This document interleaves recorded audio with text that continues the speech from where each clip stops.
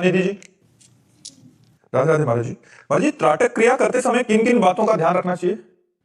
नाम जप करते हुए जहां हम त्राटक क्रिया कर रहे हैं उसमें नाम का दर्शन करना चाहिए, नाम जापक को। राधा, अब एक बिंदु है, उस बिंदु में हम अपनी दृष्टि जमाएं, वही अपने आंखों के सामने राधा राधा राधा राधा। श्वास प्रश्वास की गति को लंबा खींचता रहे, लंबी श्वास, और धीरे जब छोड़े तो धीरे धीरे धीरे छोड़े, फिर धीरे धीरे श्वास प्रश्वास की गति पर शासन करे और एकाग्रता पूर्ण, और पलक न झपने पावे। और जब पलक झपक जाए तो आंख मूंद कर नाम ध्यान करे, आंसू आने लगे तो कोई परवाह नहीं, फिर एकाग्र, उससे बहुत एकाग्रता मिलती है। त्राटक क्रिया विद्यार्थियों को भी करनी चाहिए, वो बहुत एकाग्रता मिलती है, विद्या अध्ययन में बहुत स्मृतिवान हो जाता है।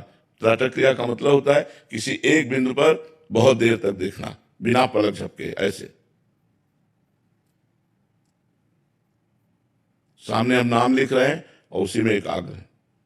और जब परेशानी आंखों में महसूस होने लगे तो ऐसे मूंद ले, फिर ऐसे। इससे बहुत आपकी एकाग्रता बहुत पावरफुल हो जाएगी, स्मृतिवान हो जाएंगे आप। किसी भी बात को सोचना है फौरन स्मृति आ जाएगी। ऐसा करना चाहिए, पर ये वही कर सकता है जिसका ब्रह्मचर्य ठीक है। ब्रह्मचर्य ठीक नहीं तो सर में दर्द शुरू हो जाएगा और ठीक से चल ही नहीं पाएगा। ये साधन जो भी होते हैं अध्यात्म के, इनमें मूल में ब्रह्मचर्य चाहिए। अगर ब्रह्मचर्य नहीं है तो फिर नहीं चल पाएगा। ब्रह्मचर्य पावर होता है, और ब्रह्मचर्य चाहे गृहस्थ भी हो, उचित ब्रह्मचर्य सबको रहना चाहिए। ब्रह्मचर्य जीवनी शक्ति है, उसको नष्ट करने से ऐसा नहीं कि आप अच्छा अच्छा खाते पीते हैं तो आप बलवान बने रहेंगे, नहीं। ब्रह्मचर्य एक महान शक्ति है, जो उसको संचित करता है, वो उसकी दिनचर्या बिल्कुल फिट चलेगी, उसकी स्मृति फिट रहेगी, उसकी किसी कार्य में थकावट नहीं होगी, उसको कोई बात परेशान नहीं कर सकती, कभी डिप्रेशन में नहीं जा सकता, कभी नेगेटिव विचारों से परास्त नहीं कर सकते, जिसके जीवन में ब्रह्मचर्य है। अब आज हमारी समाज ब्रह्मचर्य नाम से ही परिचित नहीं हो रही। जिस तरह हमारा मन इंद्रिया कहे वैसे हम चले जा रहे हैं, ये ठीक नहीं है। उचित खान पान, पवित्र ब्रह्मचर्य, और जैसे यौगिक क्रियाएं, थोड़ी देर पद्मासन सिद्धासन में बैठना, प्राणायाम करना, त्राटक क्रिया करना, इससे हमारी बौद्धिक शक्ति बलवान होती, स्मृतिवान होता है। वो जो एकाग्रता है, उसकी एकाग्रता रूपी धन परिपक्व होता है, वो जिधर चाहे उधर एकाग्रता। जब त्राटक क्रिया की महिमा हमने पढ़ी और इसका अभ्यास किया तो घंटों, 10-5 मिनट नहीं, घंटों खुली आंख ऐसे बैठे रहते, घंटों खुली आंख ऐसे, एक लक्ष्य पर दृष्टि की, थोड़ी देर आंसू आए, फिर इसके बाद सूख गए, फिर दृष्टि ऐसे, और मंत्र जप करते हुए। तो उसका हमने 2 बार परीक्षण लिया कि आदमी बैठा रहे, जब तक हम नहीं चाहे तब तक वो बैठा रहा। अभी आदमी खड़ा हो जाए, उसके मन में संकल्प जागृत हो गया, वो खड़ा हो गया, जो हम सोचेंगे वो सामने वाले पर प्रभाव पड़ जाएगा। ये यौगिक क्रियाएं हैं, ये छोटी मोटी मतलब सिद्धियां हैं, ये यौगिक क्रियाएं हैं। तो त्राटक क्रिया से जो स्मरण करना चाहो, वो अगर त्राटक क्रिया सिद्ध हो जाए और आपका पवित्र स्मरण बना रहे भगवान का, तो आप कई जन्मों की बात याद कर सकते हो, क्योंकि सब कुछ भरा तो मन में ही है ना। जितना खोल पाओ आप, आपके हृदय में ही सब कुछ भरा है, जितना आप खजाना खोल पाओ। बस नाम मंत्र ये तिजोरी की चाबी है, जितना नाम जप करोगे, मंत्र जप करोगे, उतने ज्ञान विज्ञान आपका प्रकाशित होता चला जाएगा। बाहर थोड़ी कुछ है, सब कुछ अंदर बैठा हुआ, सब अंदर है। जब परमात्मा अंदर है तो ज्ञान विज्ञान सब अंदर है, और अंदर के ही ज्ञान से माया का नाश होता है, बाहरी ज्ञान से नहीं। दीपक जी, दिल्ली से, राधे राधे महाराज जी। महाराज जी, मेरा प्रश्न है कि एकोहम बहुश्यामा का सूत्र जो कहा जाता है, ब्रह्म के भीतर संकल्प हुआ कि एक से अनेक होने का, परंतु आत्मा परमात्मा अखंड होने के बाद भी अलग अलग देह में परिवर्तित वो ब्रह्म कैसे होता है? महाराज जी, वो एक ब्रह्म ही हम जीवों के रूप में परिवर्तित होने के बाद भी अकेला कैसे बच जाता है? जैसे 1000 घड़े रखे हों और उसमें 1000 सूर्य का प्रतिबिंब पड़ रहा हो, तो सूर्य 1000 हो गए क्या? ये तो घड़े हैं, 5 भौतिक घड़े हैं, इनमें उसका तेज पड़ रहा है, प्रकाश पड़ रहा है, उसी ब्रह्म का प्रकाश है, उसी से सब संचलित चैतन्य हो रहे हैं। तो ब्रह्म करोड़ों अरबों थोड़ी हो गया, ब्रह्म तो एक ही है। उसी के बिजली एक है ना, पूरे भारत में फैली हुई है, गांव गांव में फैली हुई, और उसका प्रभाव अलग अलग है। हीटर में गर्म है, फ्रिज में ठंडा है, पंखे में वायु देती है, हाइड्रोजन में लाइट देती है, मशीनों का काम चल रहा है। तो बिजली कितने कार्य हैं, बिजली के कार्य देखो तो कितने हैं। और बिजली तो एक ही है ना, जो बिजली यहाँ चल रही है दिल्ली में चल रही है, बंबई में चल रही है, कलकत्ता में चल रही है, बिजली तो एक ही है ना। आप बिजली दो तो नहीं कह सकते ना, समझ रहे हो ना। अब चूंकि ये प्राकृतिक वस्तु है, ये पर ब्रह्म से उदाहरण नहीं बनता, ये प्राकृतिक वस्तु है, और वो चिदानंद है परमात्मा, तो उदाहरण बनता नहीं। लेकिन समझाने के लिए ऐसे ही परमात्मा एक है, वो अनेक रूपों में भास रहा है। भासना माने है नहीं, पर दिखाई दे रहा है। जैसे एक कांच का मंदिर हो और अलग अलग कांच हो, कांच का अलग अलग प्रभाव नहीं होता। कोई सेम टू सेम चेहरा दिखाई देगा और किसी में भयावना दिखाई देगा, किसी में लुभावना दिखाई देगा, किसी में टेढ़ा दिखाई देगा। लेकिन एक आप खड़े हो तो आपके कितने रूप हो जाएंगे। अगर शीशे के मंदिर में हो तो स्व प्रतिबिंब विभ्रमा, जैसे अपने प्रतिबिंब से कोई खेलता है, तो ऐसे ही भगवान चराचर जगत में एक है, अनेक रूपों में खेल रहे हैं। अब जब तक भजन नहीं करोगे तब तक ये बात समझ में थोड़ी आएगी। वो परमात्मा एक है, अनेक रूपों में भास रहा है। भासना माने होता नहीं है, लेकिन वो दिखाई दे रहा है। जैसे सूर्य एक है, 1 अरब घड़े रख दिए जाएं तो 1 अरब सूर्य दिखाई देंगे घड़ों में, लेकिन घड़ों के फूटने से सूर्य में कोई फर्क नहीं पड़ेगा, क्योंकि सूर्य एक है, वो अनेक नहीं है। भासते हुए भी परमात्मा ब्रह्म भासते हुए भी शरीर में जैसे एक्सीडेंट इत्यादि में या रोग इत्यादि में पीड़ा का अनुभव किस कारण से होता है? मन को होता है, आत्मा को नहीं होता। आत्मा नैनम छिन्दन्ति शस्त्राणि नैनम दहति पावकः न चैनम क्लेदयन्त्यापोन शोषयति मारुतः। जो अग्नेय अस्त्र है वो आत्मा को जला नहीं सकता, वारुणास्त्र वो भिगो नहीं सकता, वायवास्त्र वो हवा नहीं लगा सकता आत्मा में। अक्लेद्य है, अशोष्य है, अदाय है। आत्मा को कभी क्लेश नहीं होता, अछेद्य है, कोई छेद नहीं सकता, कोई दुख नहीं होता, कोई सुख नहीं होता। वो परमानंद स्वरूप है, उसमें प्रकृति के किसी भी तरह के व्यवहार का कोई भी प्रभाव नहीं है। ना होते हुए भी हमें भास रहा है। जैसे स्वप्न में हमें कोई तमाचा मारा, बहुत पिटाई की, लेकिन जगे जब तो कुछ था क्या? लेकिन स्वप्न में वैसे ही पीड़ा हो रही थी ना, स्वप्न में वैसी पीड़ा हो रही थी ना, और जब जगे तो बिल्कुल कुछ नहीं था। ऐसे ही अभी हम अज्ञान की धरा में शरीराभिमानी जीव कहलाते हैं। तो शरीराभिमान के कारण हमें भूख प्यास दुख सुख लाभ हानि देखना सुनना बोलना ये सब अपने में लगता है, जबकि अपने में नहीं है। देखना नेत्रेंद्रिय का कार्य है, सुनना श्रवणेंद्रिय का कार्य है, भूख प्यास लगना प्राणों का कार्य है। अलग अलग इंद्रियों के अलग अलग कार्यों को हमने अपने में आरोपित कर लिया, इसीलिए हमें दुख सुख का अनुभव होता है। जैसे ब्रह्म बुद्धि संत, जैसे आप भगवान श्री उन्हें क्या शरीर की पीड़ा आभास मात्र? शरीर की पीड़ा होती है पर दुख नहीं होता। शरीर की पीड़ा होती है, जैसे आप चाटा मारे तो लगेगा कि चाटा मारा अपने शरीर में, लेकिन उसका दुख नहीं होगा, पीड़ा होगी उसकी। तो बुद्धि मात्र आभास के कारण ये कैसे शरीर में पीड़ा होती है, चेतना के न होने के बावजूद भी? नहीं, चेतना क्यों? चेतना उसकी लुप्त हो गई क्या? चेतना तो उसकी है ही, अहम खत्म हो गया है। चेतना शून्य थोड़ी हो गया है। चेतना तो है, भूख लगेगी तो वो मांग के खाएगा। ब्रह्मबोध हो गया है, भूख लगेगी तो मांग के खाएगा, सोच लगेगी तो सोच जाएगा, लघु शंका लगेगी तो लघु। शरीर की क्रियाएं हो रही, लेकिन करता नहीं रहा, अहंकार नहीं रहा, करता अहंकार नहीं रहा। कई दिन का भूखा है तो व्याकुलता पूर्वक भोजन पाते नजर आएगा। ये प्राणों का धर्म है, उसका धर्म नहीं है। वो इन सब धर्मों का दृष्टा है, साक्षी है। तो अब जैसे चाटा लगा शरीर में तो पता है चाटा लगा है शरीर में, लेकिन क्यों लगा इस बात का दुख नहीं है, व्यथा नहीं है, उसको व्यथा नहीं होती। जैसे पीड़ा है, बुखार है, परेशानियां हैं, लेकिन परेशानियां हैं पर उसका दुख नहीं। अगर उसका दुख हो तो हम आप लोगों से वार्ता नहीं कर सकते, हम व्यथित हो जाएं उसमें, लेकिन व्यथा नहीं है, बिल्कुल व्यथा रहित भगवान की कृपा से है। तो ऐसा नहीं होता कि पीड़ा नहीं होती है, लेकिन उसकी व्यथा नहीं है। क्यों? जैसे अपनी जबान दांतों से कट जाए तो लगे ना होगा पीड़ा, लेकिन आपको दुख तो नहीं होगा ना। पीड़ा होगी पर दुख नहीं होगा। क्यों? अपनी ही दांत से आप फिसल के गिर गए, आपको चोट लगी, लेकिन आपको दुख नहीं होगा। आपके हाथ से आपको कोई पीड़ा लग जाए तो आपको दुख नहीं होगा। ऐसे आत्मवत हो जाता है, ज्ञानी पुरुष आत्मवत हो जाता है। एक आदमी चंदन लगाए माथे पे, एक आदमी थप्पड़ मारे, उसकी दृष्टि में दोनों समान होंगे, ना वो बुरा होगा ना वो अच्छा होगा। ये दृष्टि। ऐसा नहीं कि ज्ञानी आदमी की तुम काटो तो उसको पता ही नहीं चलेगा। हाँ, एक स्थिति और होती है, जो ज्ञान की चरम अवस्था में डूब गया हो, 8वीं भूमिका, अब उसके शरीर को काटो भी तो फर्क नहीं पड़ता। लेकिन इसकी भूमिकाएं हैं, इसकी भूमिकाएं, प्रवचन हो रहा है, चर्चा की जा रही है, ये सब की, ये 4थी भूमिका तक है। 5वीं भूमिका में और गाढ़ स्थिति, 6ठी भूमिका में और गाढ़ स्थिति, 7वीं भूमिका, 8वीं में काट डालो तो फर्क नहीं पड़ेगा। काट डालो तो जैसे मुर्दे को कोई फर्क नहीं पड़ता, ऐसे उसको भी कोई फर्क नहीं पड़ता। मुंह में पत्थर का टुकड़ा डाल करके भगवान ऋषभदेव ज्वाला में जल गए।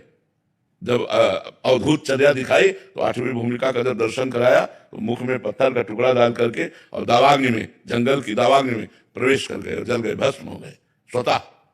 तो ऐसी वो स्थिति होती है कि शरीर राग खत्म हो जाता है, चौथी से शरीर राग धीरे धीरे धीरे धीरे धीरे, पर वो चेतना रहती है। जैसे स्वप्न में जगे तो लगा तो झूठा है, पर पूरी याद बनी रहती है, पूरा उसका प्रभाव बना रहता है। और जैसे जैसे दूरी होती चली जाएगी, 4 घंटा व्यतीत हो गए, 6 घंटा व्यतीत हो गए, वैसे वो विस्मृत होता चला जाएगा। ऐसे ब्रह्मबोध तो हुआ, पर संसार का ज्ञान है। अब जैसे जैसे ब्रह्मबोध की गाढ़ अवस्था होती चली जाएगी, वैसे संसार भूलता चला जाएगा। उसकी अवधि होती है, समय ऐसे पार होना चाहिए। ये थोड़ी कि ब्रह्मबोध हो गया तो हम सब भूल गया, उसको काट डालो तो कोई फर्क नहीं, ऐसा नहीं। उसकी भूमिकाएं होती है जी। नरेश कुमार मल्होत्रा जी। राधे राधे महाराज जी। और जी आप कह रहे हैं कि आप न्यायाधीश पद पे हैं, बट कह रहे हैं कि हमेशा जल्दी में रहता हूँ, हमेशा नेगेटिव थॉट आते हैं, हर काम को समय से पहले पूरा कर लूं, ऐसा मतलब हड़बड़ी सी रहती है। नहीं, कब तक आखिरकार शरीर की एक अवधि है जिसका नाम है मृत्यु, वो भी आने वाली है। और आपके सारे कार्य यहाँ के पड़े रहेंगे, बैंक बैलेंस यहाँ का पड़ा रहेगा, सब धैर्य पूर्वक शांति पूर्वक। ये जिंदगी के झमेले कभी खत्म होने वाले नहीं है, ये बखेड़े खड़े ही रहेंगे, ये कार्य वो कार्य वो कार्य वो कार्य। कम से कम कुछ मिनट बैठ करके भगवान की आराधना करो। करते हो? प्रातःकालीन वेला पर ब्रह्म मुहूर्त में उठ करके कुछ समय रखो, 1 घंटा 1.5 घंटा, कितने मिनट रखते हो? आधा घंटा। आप थोड़ा और दीजिए, क्या करते हो आधा घंटा में? नाम जप करते हैं, पाठ कोई करते हैं? शाम को हिमाचल से पढ़ता हूँ, सुबह सभी की आरती गा लेता हूँ बस। थोड़ा सा साधना में लगो, थोड़ा सा भी साधना में और लगो, तब बात बनेगी। थोड़ी देर बैठ कर माला से जपते हो या ऐसे? राम भी सकता हूँ और सभी की ओम ओम गणपति महाराज की सारी नामाला जप लेता हूँ। किसी एक में आ जाओ, धीरे से पहले किसी एक में आ जाओ। सब भगवान एक ही भगवान बहुत रूपों में है, किसी एक में आ जाओ और नाम जप करो। और थोड़ी देर अगर आपको रामचरितमानस प्रिय हो तो 1-2 से 1-2 तक पढ़ लो। मान लो आपको टाइम नहीं है तो 1-2 से 1-2 में 5 मिनट 7 मिनट लगता है, गा करके आराम से भगवान की छवि सामने हो तो आप रामचरितमानस का पाठ कीजिए अर्थ सहित और नाम जप कीजिए और विचार कीजिए कि ये काम कभी खत्म नहीं होने वाले। तो उठते बैठते चलते फिरते राम राम या राधा राधा या कृष्ण कृष्ण, जो नाम प्रिय हो वो नाम, और भगवान का आश्रय ले लो तो अभी शांति आ जाएगी।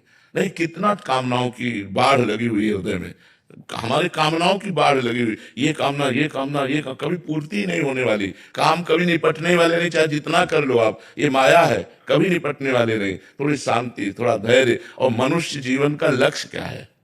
भगवत प्राप्ति, भगवत भजन। अगर ये नहीं हुआ तो जब आप मरोगे तो आपका कद नहीं साथ जाएगा। इसके द्वारा कमाया हुआ यश, कमाया हुआ धन, सब परिवार, शरीर, यही छूट जाएगा। तो कम से कम हम थोड़ा परलोक के लिए भी सोचे कि पूर्व जन्म में हमने पुण्य किए तो इस बार मनुष्य शरीर और जज पदवी मिली। अब आगे के लिए हम क्या कर रहे हैं? सब कुछ यहीं के लिए कर रहे हैं, तो यहाँ का तो यही छूट जाएगा। आगे के लिए क्या कर रहे हैं? तो हमें चाहिए कि जैसे हम बोल रहे हैं तो बात अलग नहीं, चुप हुए तो नाम जप करने लगे, भगवान का चिंतन करने लगे। भगवान का चिंतन करते हुए यदि कार्य करने की क्षमता बना लो आप अपनी अभ्यास के द्वारा, तो बहुत शांति मिल जाएगी। नहीं तो अभी तो ये बात है, जब आपका अवस्था और ढलेगी तो आपकी चिंतनी शक्ति कमजोर हो जाएगी, तो इसी में लड़खड़ा के गिर जाएगी संसार में ही। फिर आप परमार्थ का चिंतन कर ही नहीं सकते हैं, केवल वही संसार का चिंतन करेंगे। इसलिए हमें लगता है थोड़ा सा सावधान हो जाइए और नाम जप कीजिए, और भगवत जो वाणी है संतों की, उसको नियम पूर्वक सुनिए। संतों की वाणी सुनिए। सुनते हैं आप? तो फेसबुक पे लड़कों की आप फर्ज करते हैं वो सुनता हूँ। अगर ध्यान पूर्वक सुनो और उसको अपने आचरण में उतारो तो बड़ा मंगल हो जाएगा। सत्संग और नाम जप, साधन को हरिभजन है, कै सत्संग सहाय। सत्संग से निश्चित परिवर्तन हो जाता है। और कभी भी आपको जब पता चल जाए कि ये निर्दोष है तो किसी भी स्थिति में उसको दंड न मिलने पावे। ये मतलब आपके द्वारा कभी ऐसा ना होने पावे। अपने पद का सदुपयोग करें, किसी के प्रलोभन से या भय से। उस समय न्यायाधीश किसी की जिंदगी ले सकता है और किसी को जीवन दान दे सकता है। तो उस समय यदि दोषी है तो चाहे जितना कोई प्रलोभन दे या भय उपस्थित करे, हमारा न्याय नहीं बदलेगा।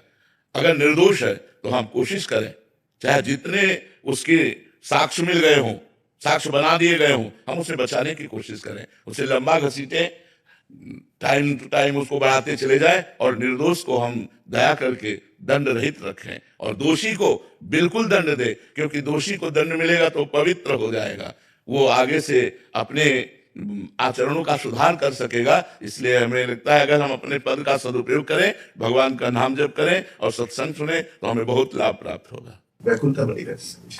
किसकी व्याकुलता? हाँ, यही तो माया का खेल है। अगर यही व्याकुलता भगवान की बनी रहे तो सिद्ध पुरुष हो जाओ।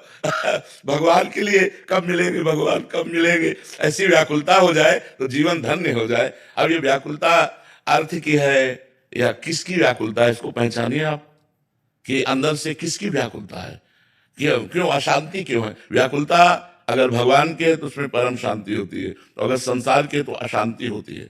फिर अशांतस्य कुतः सुखम, जो अशांत है वो सुखी कैसे हो सकता है? और जब सुख नहीं तो ये जीवन का मतलब क्या रह गया? मनुष्य जीवन का मतलब क्या रह गया? यदि सुख शांति जीवन में नहीं तो मनुष्य जीवन का मतलब क्या रह गया? फिर तो जैसे प्रारब्ध के अनुसार पशु पक्षी सुखी दुखी होते हैं, वैसे हम सुखी दुखी होते रहेंगे। हमको नए प्रारब्ध का निर्माण करना है। हम मनुष्य हैं, हम भगवान की आराधना करें। आप नाम जप कीजिएगा और रामचरितमानस का पाठ कीजिएगा और न्याय में चूक ना कीजिएगा। भगवान बड़ी कृपालु हैं, वो सारी व्याकुलता का अपहरण कर लेते हैं। साध्वी भारती जी बिहार से। श्री हरिवंश महाराज जी, आपके चरणों में कोटि कोटि प्रणाम। महाराज जी, परमात्मा को तत्व रूप जानने के लिए क्या केवल नाम जप से संभव है? सत्संग साधन को हरि भजन है, कै सत्संग सहाय। सत्संग भी अनिवार्य है। मति कीरति गति भूति भलाई, जब जेहि जतन जहां जेहि पाई। सो जानो सत्संग प्रभाऊ, लोकों वेद न आनु पाऊ। अगर सत्संग नहीं है तो नाम जप में उत्साह ही नहीं बनेगा। नाम जप में उत्साह बनता है साधु संग से, और नाम जप और साधु संग तो धीरे धीरे तत्व ज्ञान हो जाएगा। भगवान के तत्व का ज्ञान भगवान कराते हैं, अपनी तरफ से नहीं होता। सोई जाने जे देहु जनाई, जिसे भगवान जना देते हैं वही जान पाता है भगवान को। तो जब नाम जप करेंगे तो हमारा हृदय पवित्र होगा, सत्संग सुनेंगे तो हमारी बुद्धि पवित्र होगी और बुद्धि में समझ में आने लगेगा सर्वत्र भगवान है। ऐसा जिस दिन बोध हो गया उसी दिन मुक्त हो जाओगे, उसी दिन माया से मुक्त हो जाओगे। तो सत्संग और नाम जप दोनों अनिवार्य है। अनुज कुमार जी, कनाडा से। राधे राधे महाराज जी। महाराज जी, आपके श्रीमुख से कई बार 3 शब्द सुने हैं, भक्तजन, संतजन और रसिकजन। महाराज जी, इन तीनों का अर्थ क्या है महाराज जी? वैसे पर्यायवाची शब्द समझ लीजिए, थोड़ा थोड़ा सा भाव में केवल अंतर है। नहीं, जैसे जल है, वारी है, तोय है, तो उसी हम पानी को ही तो कह रहे हैं। ऐसे ही जिनका संबंध भगवान से है वही यही सब है, चाहे संत कहो, चाहे भक्त कहो, चाहे रसिक कहो। अब भक्त वो भगवान से प्यार करता है। भगवान षडैश्वर्य भगवान, ऐश्वर्यशाली भगवान, जो उत्पत्तिम च विनाशम च भूतानामा गतिम गतिम वेति विद्याम अविद्याम च सष्टारो भगवान इति।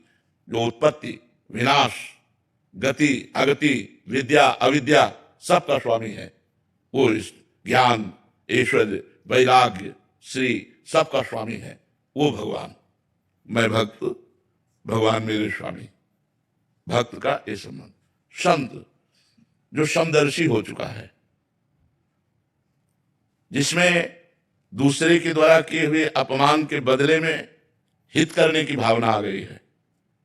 वो अपमान कर रहा है और वो उसका हित कर रहा है।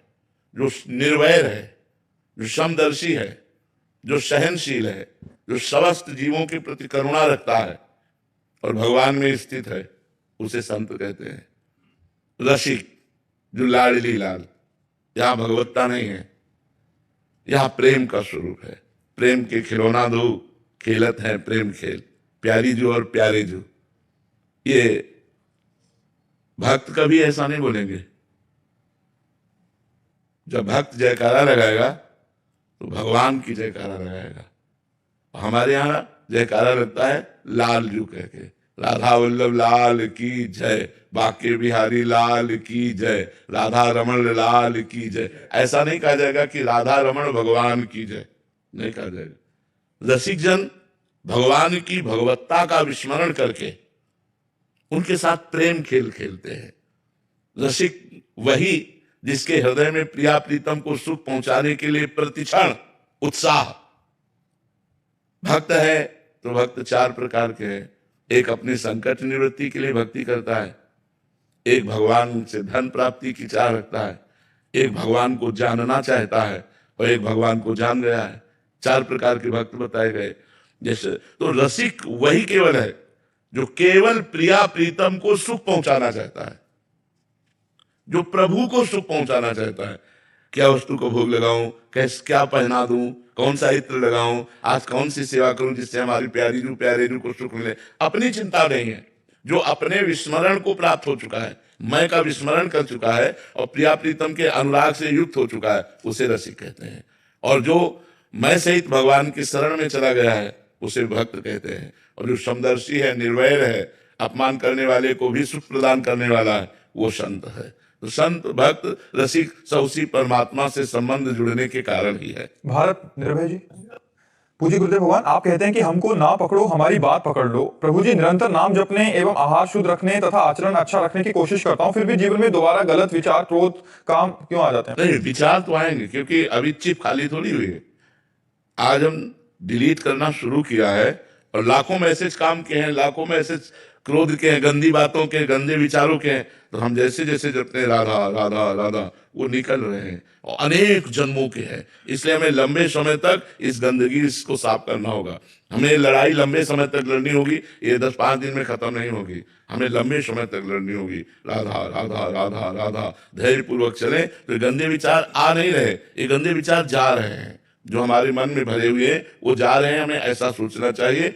बिल्कुल घबराने की जरूरत नहीं है। बस अच्छा भोजन, पवित्र और अच्छे आचरणों को संभालते रहो तो धीरे धीरे मन निर्मल होने लगेगा।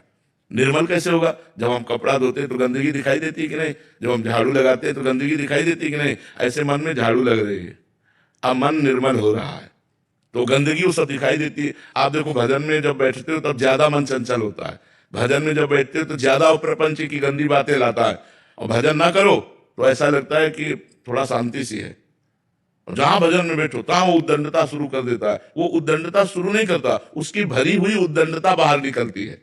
मन खाली होता है, क्योंकि भजन जो है वो अंदर सफाई कर रहा है तुम्हारे हृदय की। तभी तो निर्मल जन मन सो मोहि पावा, मोहि कपट छल छिद्र न भावा। मन निर्मल है तो भगवान की प्राप्ति हो जाती है। तो मन निर्मल कैसे होगा? जितना हम भजन करते हैं उतना ही मन निर्मल होता है, यदि हम गंदगी बटोरे ना। अब जैसे पोछा लगाया और खिड़कियां खुली रह गई और आंधी चली तो फिर और गंदा हो गया। तो ऐसे ही नाम जप किया और फिर गंदा भोजन कर लिए, गंदे आचरण कर लिए, गंदा दृश्य देख लिया, गंदा मनोरंजन कर लिया, वो फिर कूड़ा करकट भर गया। भरने ना पावे और निकलने दो तो और गंदी गंदी बातें निकलेंगी। मन गंदा करेगा, एकदम ऐसा लगेगा कि इतना गंदा तो हमने कभी नहीं सोचा। लेकिन वो आपकी गंदगी जो अनेक जन्मों की मन में भरी हुई है वो खाली हो रही भगवान के नाम जप से। धैर्य पूर्वक नाम जप करते रहो, उससे लुभायमान होकर कोई कार्य मत कर बैठना। जो मन गंदगी फेंक रहा है उससे प्रभावित होकर कोई क्रिया मत करना, तो धीरे धीरे मन निर्मल हो जाएगा। जी। शेखर जी, सहारनपुर से। श्री शेरवंश महाराज जी, महाराज जी, धामवास कब और कैसी स्थिति में आने पर करना चाहिए? धामवास अपने बस की बात थोड़ी है। जिनको वृंदा विपिन है कृपा तिन्हीं की होए, वृंदावन में तबे तो रहन पाइए सोए। जिनका वृंदावन है और किशोरी जो कृपा करें, प्रिया जो कृपा करें, तब जीव वृंदावन वास कर पाता है। और जब कृपा हो जाए तब वृंदावन वास कर लेना चाहिए। जैसे घर पे जिम्मेदारियों में तो ऐसा लगता है कि धामवास जाएंगे तभी भगवत प्राप्त हो। गुरुदेव तो धाम का आश्रय लेकर अपनी जिम्मेवारियों को पूरा कीजिए। ये जब तक ये सब दिखाई देता है ना तब तक बात अलग हो। जब धाम की लगन लग जाएगी ना तो एक ही बात दिखाई देती है, मुझे वृंदावन वास करना है, दूसरी बात नहीं। जब तक दूसरी बात दिखाई दे रही तो उसको पूरा करो। अपना कर्तव्य मान करके धाम का भरोसा रखो, आश्रय रखो, नाम जप करो, लाडली लाल की लीलाओं का गायन करो, अपने परिवार के जो कर्तव्य है उन कर्तव्यों को पूरा करो। ऐसा लगता है कि वहां रहेंगे तो भगवत प्राप्ति नहीं हो पाएगी, धाम में रहेंगे। वैसे हम आपको बताएं, भगवत प्राप्ति कहीं भी रहो निश्चित हो जाएगी यदि भजन हो रहा है। तो अगर यहाँ भी कर्म बिगड़ गए तो सुअर कुत्ता पशु पक्षी बनना पड़ेगा। वृंदावन के बनोगे पर बनोगे वृंदावन के ही, पर बनना पड़ेगा। तो भजन से वृंदावन बसिके इतनो बड़ो सयान, जुगल चरण के भजन बिन निमिष न दीजे जान। निमिष कहते हैं पलक झपकने को। वृंदावन वास करके सबसे बड़ी प्रवीणता, चतुरता इसी बात में है कि 1 सेकेंड का भी समय प्रिया प्रीतम के भजन से ना जाए। ऐसा ना हो कि एक सेकंड चला गया हमने भजन नहीं किया। वही प्रवीण वृंदावनवासी है जो निमिष कहते पलक झपकने को। इतने समय के लिए भी प्रभु को ना भूले, हर समय प्रभु का भजन करे। तो अगर वृंदावन में भजन नहीं करोगे तो बनोगे स्वर कुत्ता, लेकिन यहीं के बनोगे अगर अपराध बन गया। और बाहर भजन करोगे तो वृंदावन में आ जाओगे, दिव्य शरीर धारण करके भगवान की धाम की सेवा में आ जाओगे। प्रधानता भजन की है। जो वृंदावन वास करके मनमानी गंदे आचरण करते हो, प्रिया प्रीतम तक पहुंच पाएंगे क्या? नहीं पहुंच पाएंगे। तो इसलिए प्रिया प्रीतम तक पहुंचने के लिए भजन अनिवार्य है। तो जहां भी रहो भजन करो, अपने कर्तव्य का पालन करो। रेणु जी, राधे राधे महाराज जी। महाराज जी, 34 साल बिना भजन के बीत गए। पिछले 1 वर्ष से आपको सुनना प्रारंभ किया महाराज जी। अब ऐसा लगता है कि पता नहीं प्राण कब निकल जाए, और भजन भी अभी शुरू ही किया है महाराज जी। इतने साल व्यर्थ निकल गए, इसी की चिंता सताती रहती है। ठीक बात है, ऐसा चिंतन होना चाहिए। पर अब जो बची उसको संभाल लो, जो आयु बची है उसको संभाल लो, इसी से काम बन जाएगा। अंतिम समझ जाए, फाइनल समझ जाए तो सब समझ गया। प्रारंभ मान लो बिगड़ गया, लेकिन अंतिम समझ गया तो सब समझ गया। देखो, अंतिम समझने में जैसे नारायण का नाम अजामिल ने उच्चारण किया, बड़ा पापी था, वैश्यागमन करता था, बड़ा अपवित्र था, लेकिन अंतिम समय अपने पुत्र को बुलाने के निमित्त से उसने नारायण ऐसा पुकारा, काम बन गया। भगवान के पार्षद आ गए, यमदूत की फांसी काट दी और उसको मुक्त कर दिया। तो अगर अभी उसको तो इतना ही केवल अवसर मिला एक बार नारायण उच्चारण करने का, अपने को तो बहुत बार अभी अवसर है। हम जितना जिंदा है उतना खूब राधा राधा राधा राधा राधा राधा नाम लेते, निश्चित हमारा कल्याण हो जाएगा। अब हमें चिंता नहीं करना, पश्चाताप तो होना चाहिए कि अगर हम बचपन से भजन करते होते तो कितना सुंदर होता, लेकिन हमारा जीवन व्यर्थ चला गया। पर अब जितना जीवन बचा है हम उस जीवन को भगवान को अर्पित कर दें, उस जीवन को भजन में लगा दें, यही सार्थकता है। भजन ही जीवन है। चाहे जितना बैंक बैलेंस जमा कर लो, चाहे जितना बढ़िया मकान बना लो, चाहे जितनी बढ़िया गाड़ी खरीद लो, चाहे जितनी सुंदर पत्नी पुत्र पति आदि हो, मरना है यहाँ। और जब मरना है तो कुछ साथ ले जाना नहीं है। तो हम अपना काम बना ले, जैसी परिस्थिति में भगवान रखे वैसी परिस्थिति में रहे, और राधा राधा राधा राधा नाम जप करते रहे, जिससे हमारा लोक परलोक सब बन जाए। अगर इस जन्म में भजन नहीं किया तो अगला जन्म पता नहीं कौन से पशु पक्षी का हो, हमें क्या भरोसा। इसलिए खूब नाम जप करो, नाम ही तुम्हें बचाएगा। राधा राधा जितना रटो, जितनी श्वासें बची हैं उतनी श्वासें तो भगवान में लगा दो। अरुण जी, दिल्ली से। राधे राधे महाराज जी। महाराज जी, पिछले 1 वर्ष से यूट्यूब के माध्यम से जुड़ा हूं, तब से जिंदगी को बदलता हुआ देख रहा हूं। सवाल भी कम हो गए हैं और शिकायतें भी समाप्त हो रही हैं, लेकिन इच्छाओं की ओर आकर्षित हो जाता हूं। गलतियां रोज हो जाती हैं, जागरूक रहते हुए भी। महाराज जी, ऐसे में महाराज जी कैसे अपने आप को मजबूत करें? अब गलतियां ना हो तो ही सत्संग का प्रभाव हो। जैसे हम झाड़ू लगाए, पोछा लगाए और खिड़कियां खुली हैं, फिर धूल भर गई, तो क्या फायदा हुआ पोछा लगाने से, झाड़ू लगाने से? तो शास्त्र स्वाध्याय, संत संग, साधु समागम के द्वारा हम अपने हृदय को पवित्र करना चाहते हैं। गंदी आदतें, गंदे खान पान, इनका हम त्याग करना चाहते हैं। त्याग किया, फिर भी हमसे गलती हो गई, तो फिर धूल भरी आंधी आई, हमारे हृदय को गंदा कर गई, तो हमारी मेहनत तो बर्बाद हो गई ना।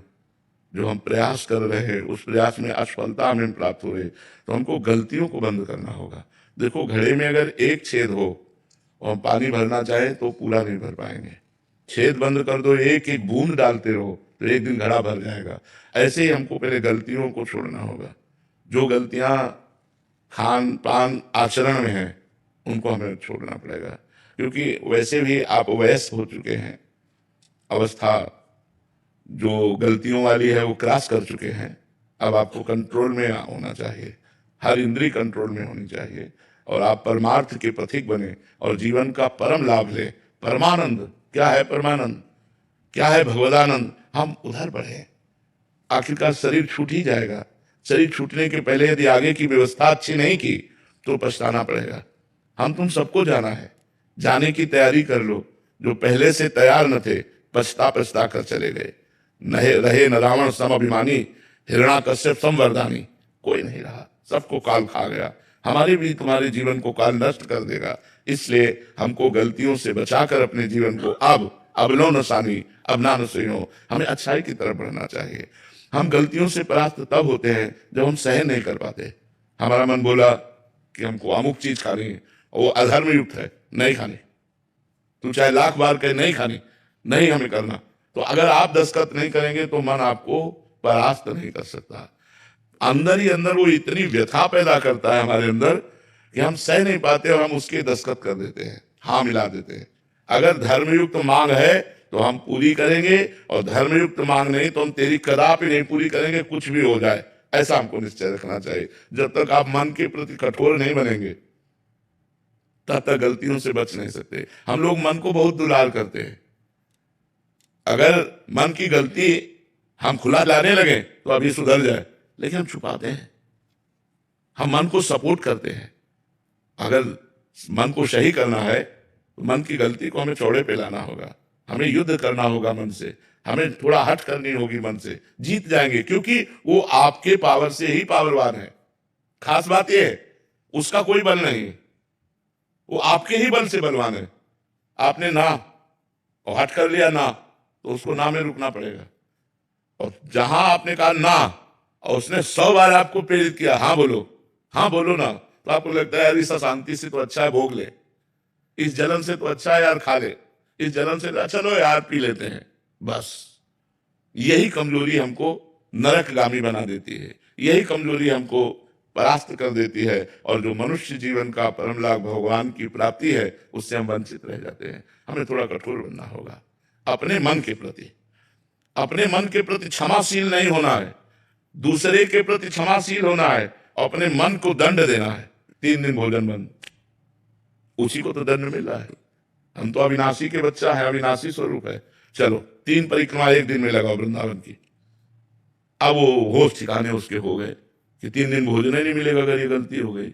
ऐसा तो ये दंड है मन को दंड देना। अपने आप इसको हम ठीक कर लेंगे। अब इन सब बातों को लोग प्रयोग नहीं करते, और जब मन जहां जैसा चाह वैसा करते रहते हैं। इसलिए इंद्रियां बहुत बलवान हो गई, मन बलवान हो गया और हम निर्बल हो गए। हमारे बल से ये बलवान हो गए और हमने निर्बल करके अपना गुलाम बना लिया। जब जो चाहते हैं वो वैसा करवाते। प्रायः हम सब उसी लाइन में खड़े हैं। अगर हम कठोर हो जाए, थोड़ा सा समझ जाए, तो ये सैनिक हैं, आप राजा हैं, आप जैसा चाहो वैसा इनको घुटने पे ला सकते हो। लेकिन आज वो सैनिक होते हुए भी वो हमको घुटने पे खड़े किए हैं, अंदर ही अंदर दबकावे, नहीं करेंगे, कुछ भी कर ले, अपने आप ठीक हो जाएगा। आप लड़ो तो थोड़ी देर मन से, लेकिन मन से 1 मिनट भी आप लड़ना नहीं चाहते। इतना दुलार करते हैं मन को कि वो जहां बोला था आप दस्तखत कर दिया, हाँ ठीक है, क्योंकि पता है अगर नहीं किया तो जलाएगा। उसी जलन को जो सह गया वही महात्मा। जो काम क्रोध लोभ आदि के वेग आते हैं, जलन आती है, उसी को सहना, परमार्थ पे चलना होता है। उसी को सौर्यम ही न व्यथिते पुरुषम पुरुषर्षभ सम दुखा सुखाधीरम स्वम तत्वाय कल्पते। जो इस व्यथा को सह जाए, जो इस व्यथा से व्यथित नहीं होता, उसे सह जाता है, वही परमात्मा पद को प्राप्त होता है। इसलिए मजबूत बनिए, अपने मन से लड़िए और नाम जपने का प्रयास अधिक कीजिए। जितना हो रहा है उससे और अधिक कीजिए, तो आपको बल मिलेगा, आपको लाभ मिलेगा।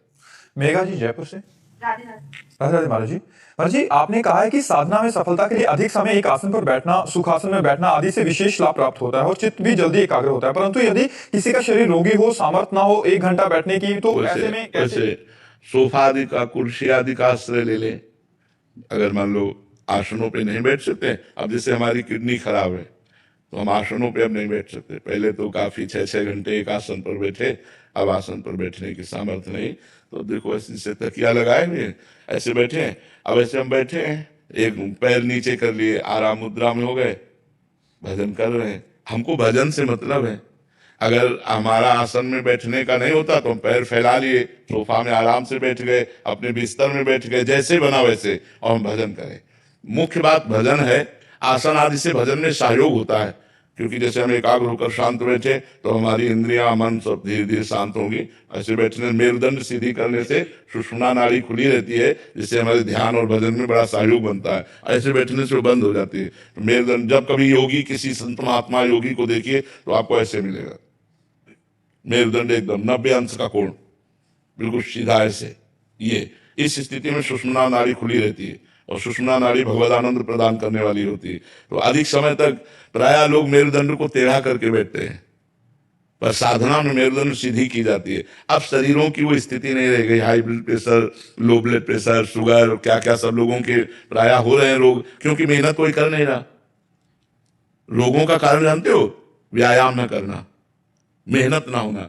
एक बार आप देखो मोटरसाइकिल को भी सुबह सुबह आप एकदम रेस में लेते हैं ना, चलने के पहले रेस में लेते कि नहीं, तो 24 घंटे में एक बार अपने को रेस में लीजिए।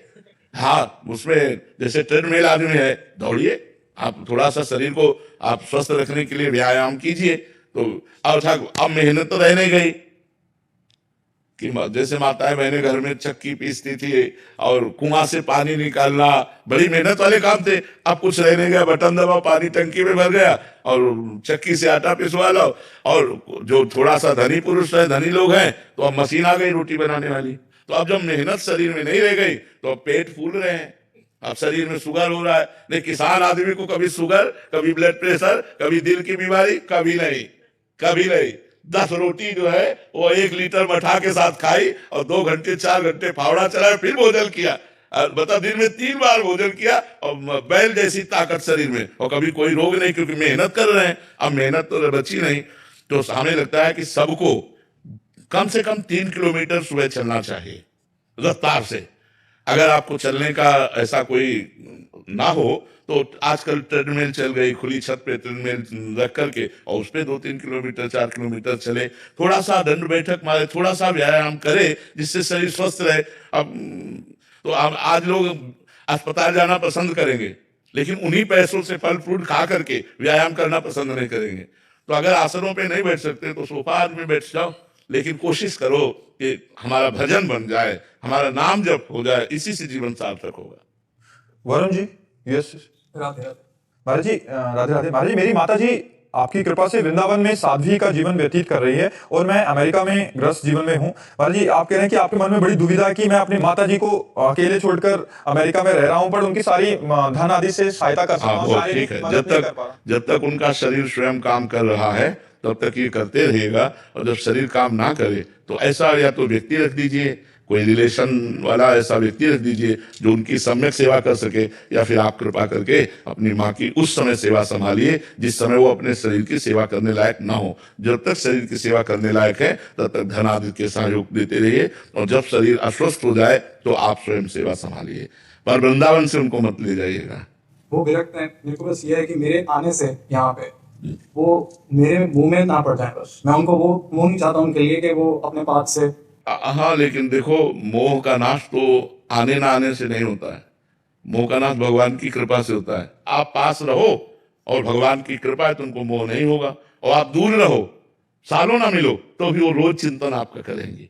वो रोज मोह के कारण मेरा बेटा, आपकी फोटो देखेंगे, आपकी मोबाइल देखेंगे, और अगर उनको भगवान का कृपा प्रसाद प्राप्त है तो आप पास बने रहो, कोई फर्क नहीं पड़ता है। तो इसमें भगवान की कृपा ही प्रधान है, ना कि आपका पास रहना या दूर रहना। मुझे कोई पाप नहीं लगेगा? नहीं नहीं नहीं, माता की सेवा करने से पाप कैसे लग सकता है? माता की सेवा करने से आप पवित्र हो जाएंगे, आप पाप रहित हो जाएंगे माता की सेवा करने और से। मैं उनके साथ नहीं रह पाता।